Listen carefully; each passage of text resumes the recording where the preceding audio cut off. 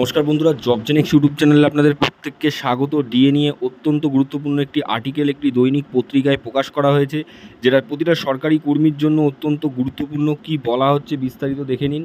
অবশেষে সরকারি কর্মীদের ডিএ বেতন বৃদ্ধি মানতে চলেছে রাজ্য, বৈঠকে মুখ্যমন্ত্রী। কি বলা হচ্ছে বিস্তারিত আমরা এই ভিডিওতে আলোচনা করব। ভিডিও ডিটেলসে যাওয়ার আগে আপনাদের বলে রাখবো, যারা চ্যানেলে নতুন প্রথমবার ভিজিট করেছেন অবশ্যই চ্যানেলটিকে সাবস্ক্রাইব করে অল বেল আইকনটি বাজিয়ে রাখুন। ভিডিওটি লাইক করে অনেক অনেক শেয়ার করে দিন, যাতে জনস্বার্থে সকলের কাছে এই ভিডিওটি পৌঁছে যেতে পারে।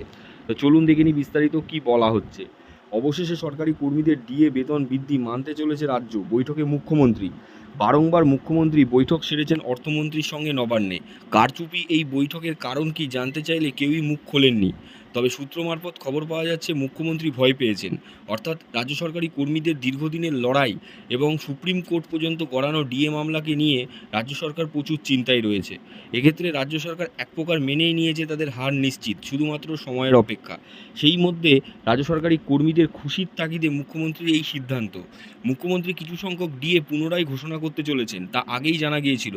এক্ষেত্রে রাজ্য সরকারি কর্মীদের বেসিক বেতন 3% প্রতি বছরই বৃদ্ধি পায়, সেটা এবছরও বৃদ্ধি করা হবে। সঙ্গে 4 থেকে 5% বেতন বেসিক স্যালারির ওপরে ডিএ বৃদ্ধি করতে চলেছেন মুখ্যমন্ত্রী।